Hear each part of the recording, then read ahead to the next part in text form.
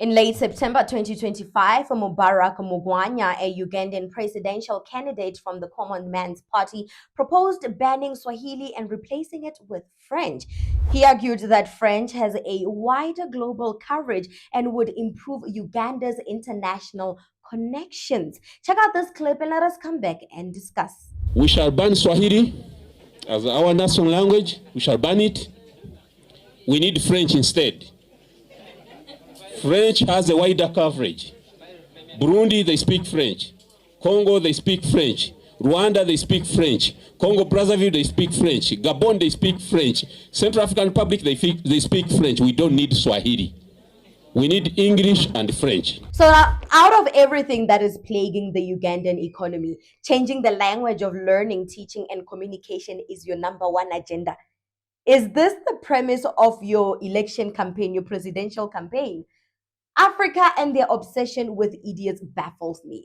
At this point, it's our fault, because why would you commemorate your colonizers? Who says we need French and English as language of communication on the African continent? I can assure you China is not pressed about learning English, and they're doing just fine. Previous attempts to impose language policies from the top down without public support have failed and even led to conflict. The 1976 Soweto riots in South Africa, sparked by forcing Afrikaans into schools, is a classic example of that. Successfully replacing a widely spoken language takes generations, not a single political term. Resistance movements would almost certainly keep the old language alive, leading to linguistic division rather than a seamless transition. Most citizens would be excluded from public life, education, and economic opportunities during and after the transition. The language of governance would become inaccessible to the majority of the population. Language is deeply tied to culture and identity. Banning Swahili in favor of a colonial language would be seen as a betrayal of original identity and a regression towards neo-colonialism. In contrast, leaders in some francophone countries have actively moved away from French for similar reasons. South Africa is on a mission of capturing its own identity away from the umbrella or the shadow of colonial masters or their colonial oppressors. And you are taking them back to their oppressors, betraying their culture, their identity, basically auctioning off who they are to keep your masters happy. And you down it down by saying that, oh, French is a central language, it will improve Ugandan connections, bilateral trade, bilateral connections with other countries that speak French. No, please stop it. I don't buy that. I don't buy that reasoning. Strengthen Ugandan trade and relations. No. Like, people, it's going to be difficult. It's going to be difficult. And ask the 1976 youth of Soweto how difficult it was. How the apartheid government never saw the resistance coming. They were shook. The whole of Soweto literally stood up and said, we will not learn Afrikaans. We will not learn this language. It will not become our identity and our culture. And we will not pass this colonial language from us to our youth, to our next generation, to our children. We will not embed it in our cultural DNA. We'll not embed it into our identity. And they stood firm. And today, I don't know Afrikaans. I never did Afrikaans at school. Although it was offered to us in school, I never did that.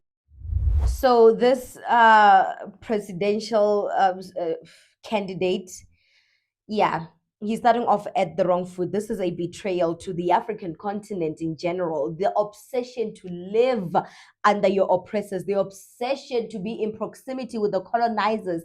I don't know what it is. I really don't know what it is. I think this is an educational, it's not even educational. I feel like the systemic oppression is embedded into our DNA. I don't know. Like, I feel like the whole of Africa has the Stockholm syndrome. It's even beyond Stockholm syndrome, because we do things that are so out of pocket. We have adopted the democracy of the international world, of the Western powers. Like we let them shape the future of the electorate of Africa. We adopted what democracy should be from their hymn books. We let them draft policies for us. They govern us without even being present in Africa. They're still entangled and embedded in Africa. We have associated our identity with the Western world. We wait for the Western world to back out an order before we follow it or we fully include it into our policies. We still rely on the World Bank. We still have ties with the World Bank. The World Bank tells us that Africa is crippled, yet the World Bank or the countries that are funding the World Bank steal resources, steal minerals from Africa to enrich themselves. And yet the World Bank is quiet about this. The UN, we rely on the UN to solve disputes in Africa, to act as the holy Messiah for Africa, to act as holier than thou, the saving grace. What happened to the African Union? I see the United Nations, but what happened to the African Union? The African Union was formed by most African countries so that they can step in and assist wherever a country is facing dispute or economical challenges. But the Western power disbanded that union. And today we are crippled beyond our imagination. We can't even think without including the colonizers. And changing the language of learning, teaching, and communication in Uganda is proof of that. What do you think about this segment? Comment to us in the comment section below. Don't forget to like and share the broadcast. Subscribe to our YouTube channel. Hit that notification bell so you don't miss these groundbreaking conversations right here on the African Diaspora News channel. And oh, family, I have my own YouTube channel. It's called The Native Talk. The link is in the description box below. So go to the description box below. Click on that link. Click on it, please.